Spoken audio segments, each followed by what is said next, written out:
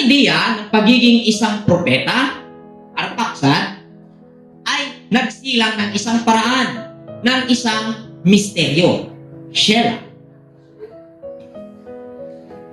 At ang pagiging isang misyonaryo, at ang pagiging isang misyonaryo ay nagsilang ng isang paraan ng pagtawid.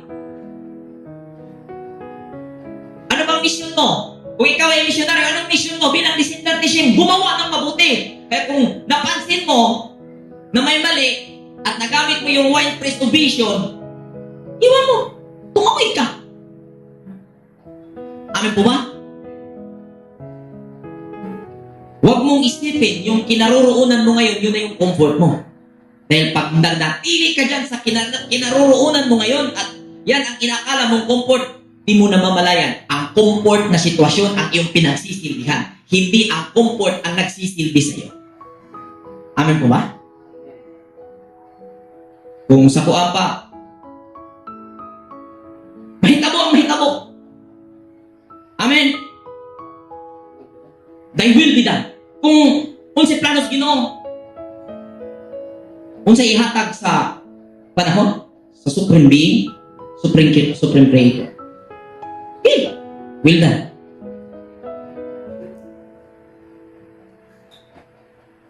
Ito, mga kapatid, huwag natin subukan na ayusin ang sitwasyon na dumarating sa ating buhay. Huwag mo subukan. Mahirapan ka. Ang ayusin mo sarili mo dahil pag dumating yung sitwasyon, pag ayos yung sarili mo, nakapag-respond ka na epektibo. Ano po ba? Sitwasyon na dumarating sa iyo, huwag mong subukan i-fix. Kailangan ito, mahihirapan ka. Kung ano mangyari. I-fix mo yung sarili mo, paano ka mag-response? Unbreakable ka. Amin po ba? 1 year and a half, ito po yung natutunan natin. Marami pa po tayong natututunan.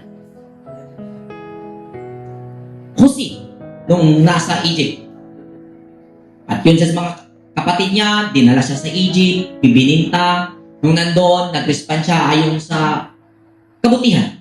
At ginawan siya ng masama. Pero ang masama, kung titingnan, masama yung ginawa. Pero sa aking nakikita, wala pong masamang nagaganap. Naging masama po yung naganap dahil nagkamali po tayo ng response o react. Nagkamali po tayo ng hakbang sa tuwing nangyayari ang sitwasyon sa ating harapan. Amin po ba? Amin po ba kayo dito? Walang problema, walang masama, walang mabuti na nangyayari. Nagkaroon ng label ang kaganapan during sa ating paghakbang base sa sitwasyon na nangyari. Amin po ba? Agree? Yan po ang aking nakikita. Kasi ang buhay, ganito po yan. Ang buhay ay hindi po siya, wala po, nung nagkaroon ka ng malay, ang buhay, walang pagpapala, walang sumpa. Dahil ang buhay mismo ang Elohim. At ikaw yun. At kung ano man ang darating sumpa at pagpapala, walang ibang masisisi doon. Ikaw. Ang bawat isa sa atin. Ano po ba?